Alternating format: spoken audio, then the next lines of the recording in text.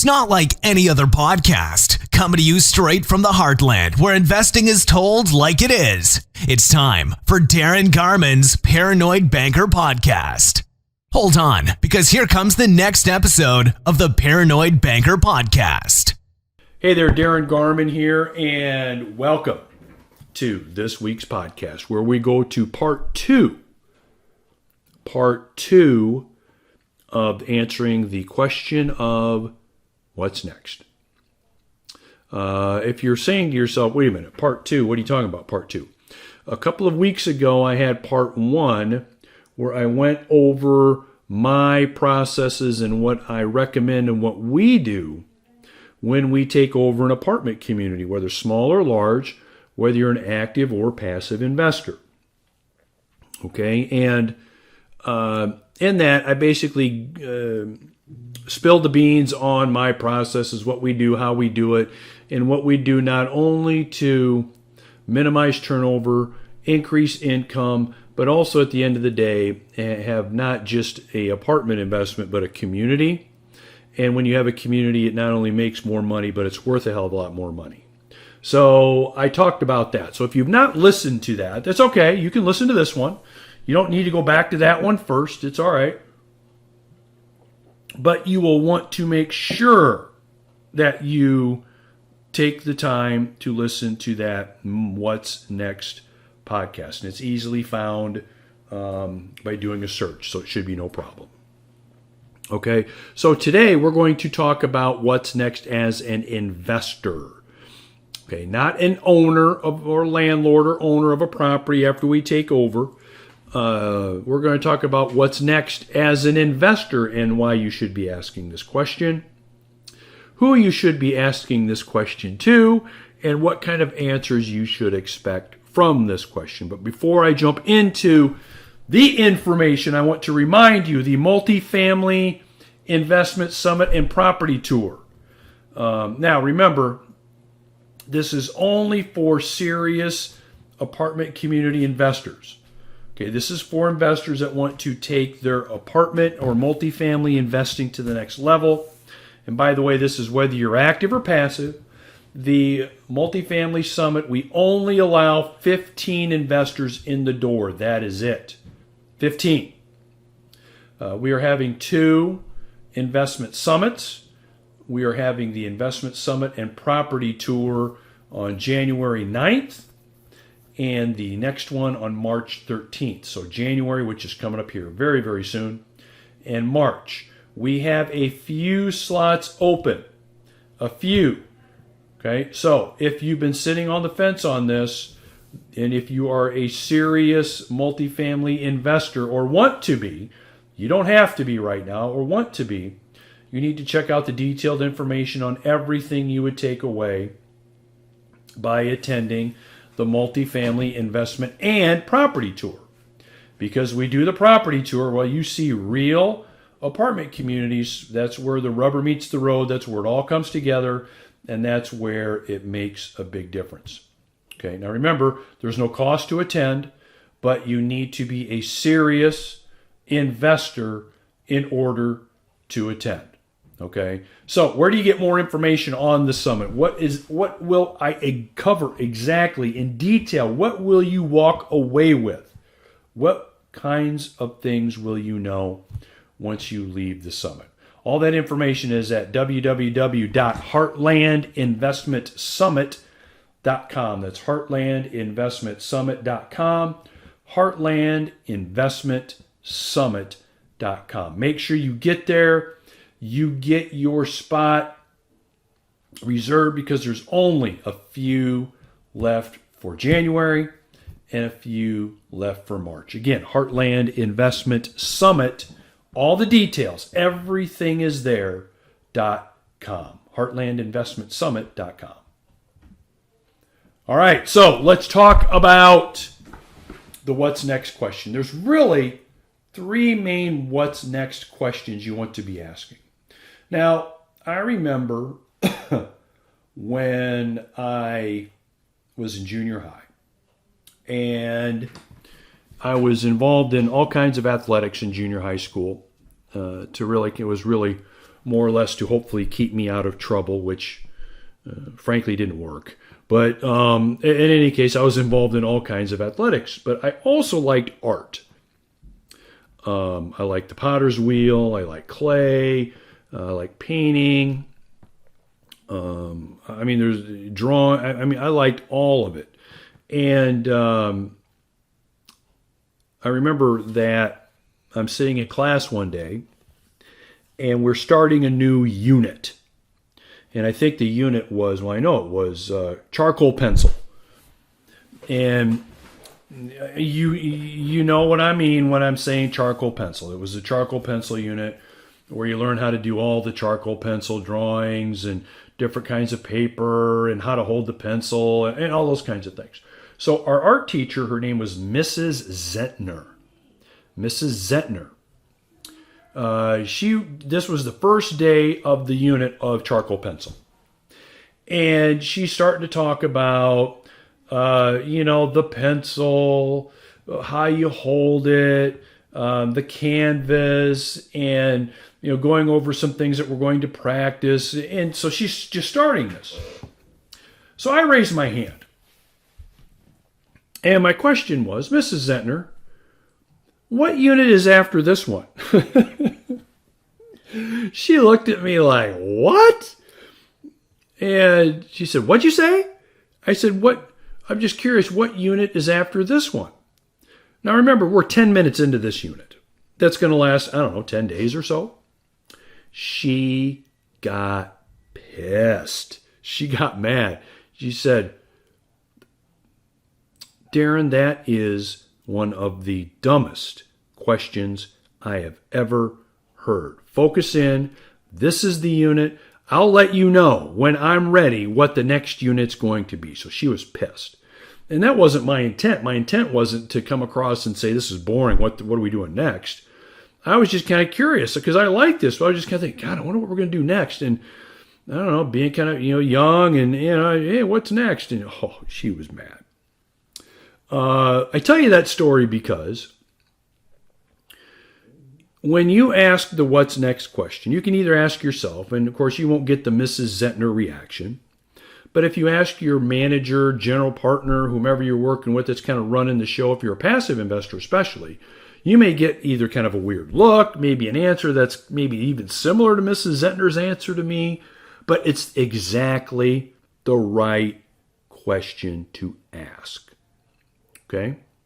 So it doesn't sound logical though, does it? You may be in the middle of working on your next acquisition, whether you're an active or passive investor. And so when you're doing this, there are dozens of balls up in the air. All these things going on at the same time that need to be done. And this is just to not only get your due diligence done, but to get your closing done. Okay? So for someone to kind of wander in and say, hey, what are we doing after this? It's like, oh my God, who are you? Why are we even talking to you? But it is the right question. So even though it sounds illogical, even though it doesn't really make sense when you're working your ass off in many cases just to get this acquisition done, okay, you need to be asking it because it has to do with really two main things. Asking this question will not only increase the income the property produces, but it will increase the biggest cash flow, or what I call your biggest cash flow. And what do you think is your biggest cash flow? If you said when you sell the building, you are exactly right. It's exactly what the biggest cash flow is. And so I don't know about you, but I want the biggest cash flow when we sell, and I want to get as much income out of the property as we possibly can. So asking these questions leads to that. Okay, it leads to that. So here are really three specific points I want to make on this. Number one, what are we doing to increase the income stream? Or in other words, what's next for us to increase the income stream the property produces? Now, I'm not only talking about simple answers like, oh, we're going to raise rent. Well, everybody says they're going to raise rent. But realistically, what can you raise rent to? So we recently took over a 98 unit property with partners and a 128 unit property with partners. And in both cases, the current owners were leaving money on the table because they weren't charging enough rent. So we knew once we took over, we could raise the rent, in some cases substantially, hundreds of dollars per unit. And the answer to our what's next question, the lowest hanging fruit is raise rents. We're going to raise rents right away. And we did.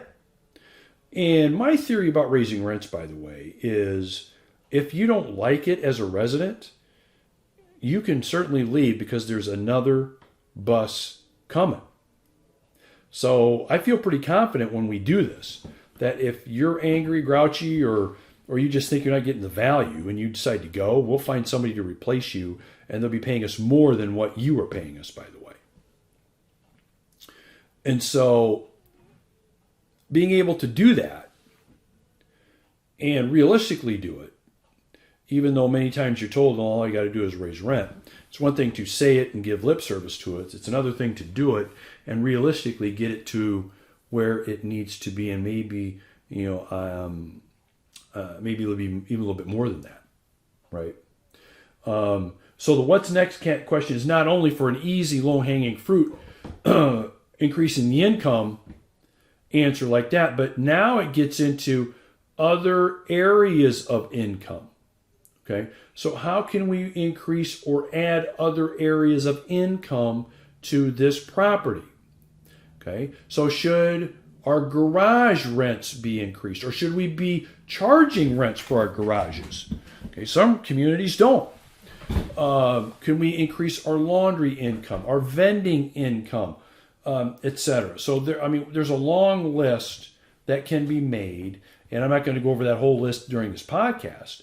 But the point is, the first what's next question, before you even take over as an active or passive investor, is what's next in terms of raising the income or increasing the income stream the property produces. Okay? So this isn't a question you ask or want to know about after you take over. You want to know now. Because the time to start implementing those processes is now.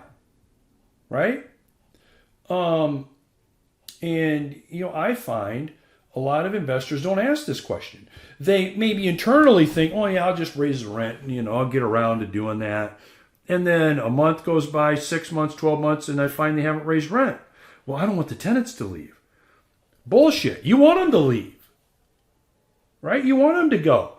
If they're not going to pay market rent and you can find people that will, you want them to go.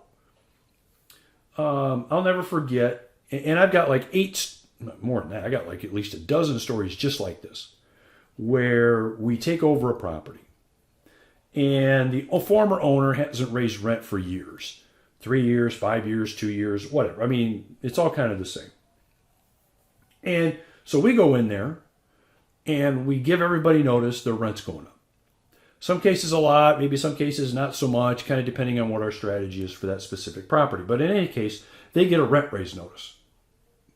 Well, not surprisingly, what do you think most residents do? That's right, they get pissed off. I'm mad, I'm angry, rent's going up, damn landlord takes over, first thing they do is raise rent. Yeah.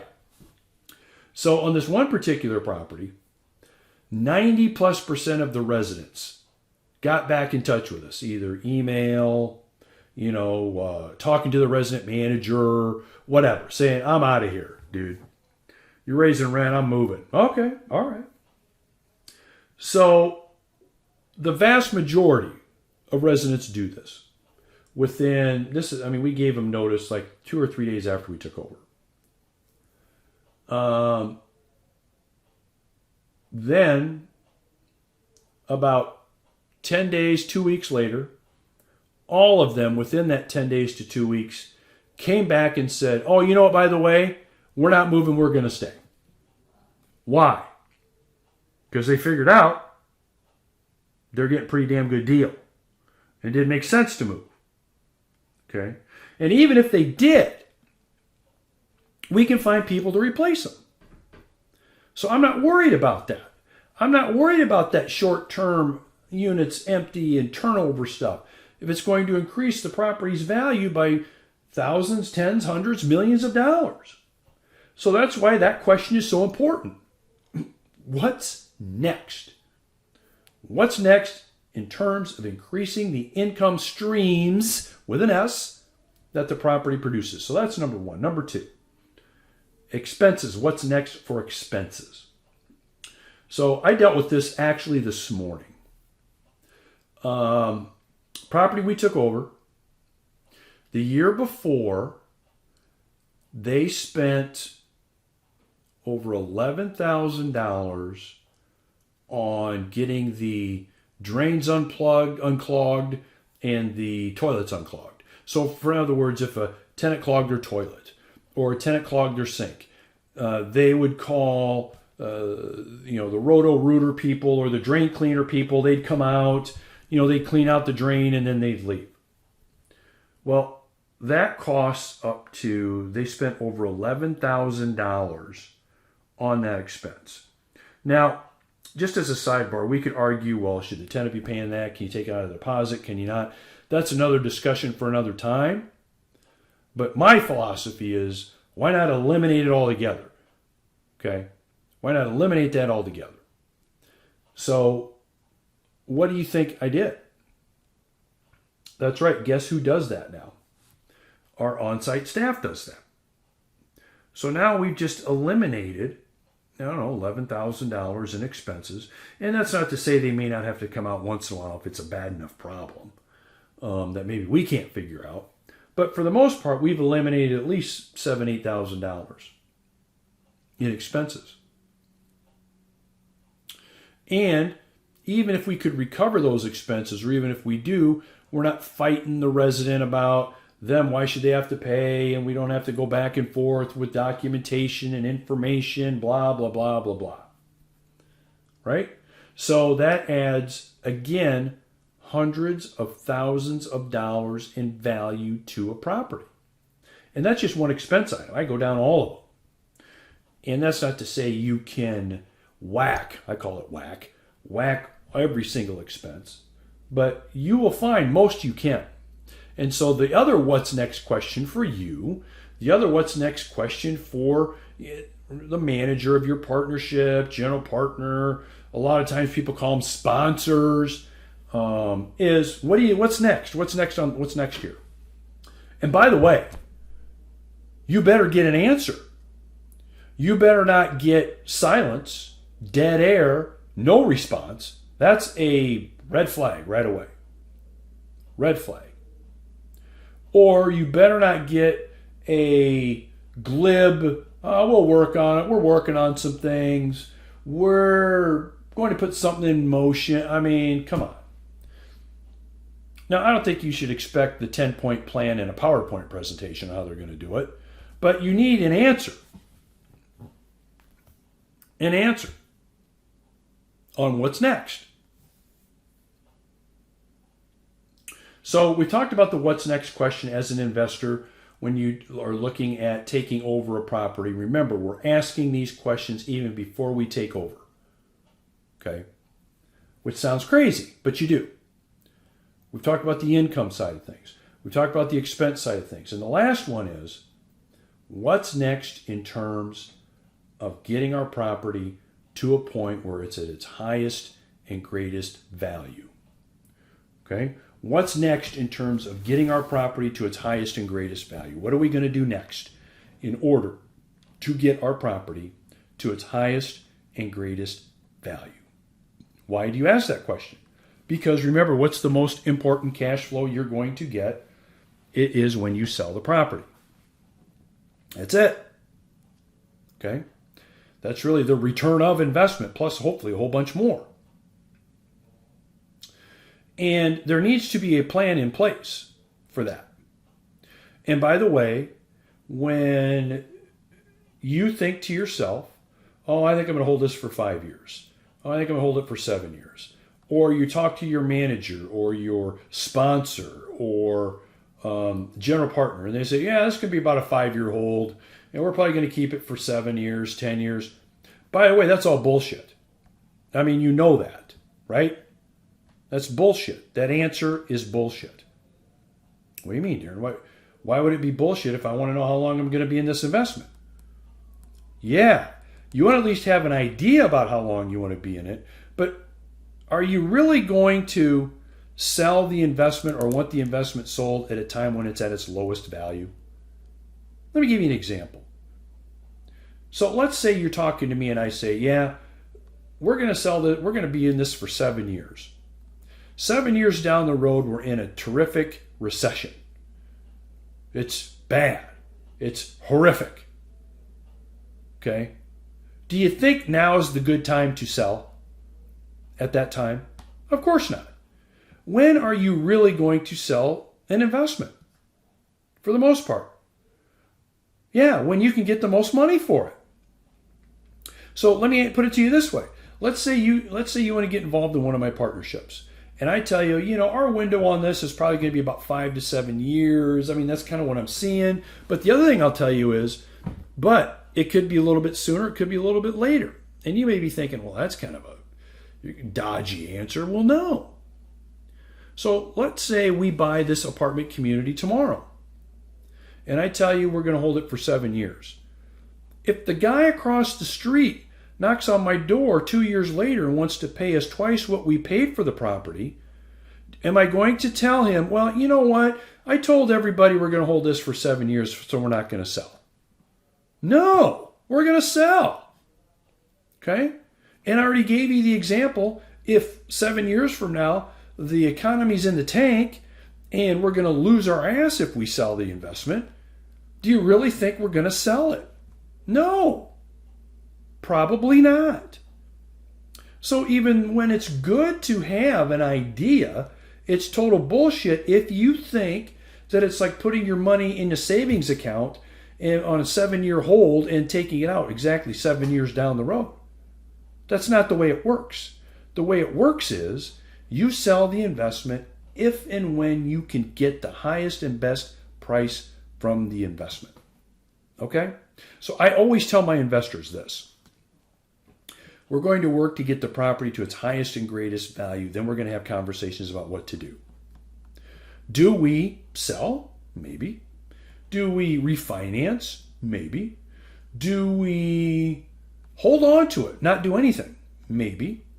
Or do we do nothing? Nothing. All of which are the right answer. There's no wrong answers there.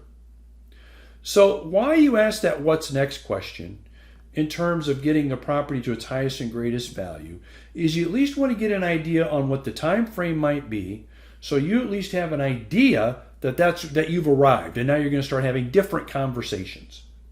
Again, why? Because of the biggest cash flow you're going to get, which is from the property when you sell it. Okay, when you sell it. So we've covered the what's next question as an investor, specifically an apartment community or multifamily community investor. When you really ask 3 simple questions. What's next for the income stream? Maximizing it. What's next for our expenses? Minimizing it. What's next for increasing our value as quickly as we can so that we can have conversations on what do we do now? Or, in other words, what's next, right? Far too many people don't have these conversations or ask these questions, and they're just kind of wondering what's going on. Well, I don't know. So I don't know how things are going, whether it's good, bad. I mean, I get a distribution check, but I don't know if we're selling now or what our values are. I mean, it's not good. And if you're an active owner and you don't know this, I mean, it's really a red flag for you. You need to really get things organized and in place to get things going on this. Okay. So again, ask these questions, either to yourself if you're an active owner, or if you're a passive owner, the manager of the partnership, your buddy who might be running the property, and you're just kind of a passive investor, the general partner, the sponsor, as some people call them. You want to ask these questions. Now, here's the real cool thing about what I just told you. Did I divulge any secrets to you? Did I give you anything that you were surprised about or have never heard before or never really, or thought that it's just unbelievably earth-shattering information that you're just blown away by that you never would have guessed? Of course not. I mean, this is pretty much what people do when they take over like any business, right? Shouldn't they? I would think so. But it really applies to multifamily, and it really applies to what we're doing in multifamily and what you want as an investor, which is why it's an important question to ask, the what's next question, when you take over, before you take over that next apartment investment. All right? Hopefully you've got some good information on this week's podcast. Wherever you've listened, however you've listened, and whenever you've listened, I'm glad you've joined me today. Have a great day. Have a great week or weekend. We will talk to you later. All right. Bye-bye. Hey, this is Darin Garman again, just with a quick reminder on the Heartland Investment Summit. For more information on it, and again, this is for 15 serious apartment or multifamily community investors. You want to go to heartlandinvestmentsummit.com and see what we've got going on in January and in March. It will blow you away. www.heartlandinvestmentsummit.com. Thanks for joining Darin Garman's Paranoid Banker Podcast. For investment questions, comments, or to get in touch with Darin, go to www.garmanblog.com. Thanks for joining Darin Garman's Paranoid Banker Podcast. For investment questions, comments, or to get in touch with Darin, go to www.garmanblog.com.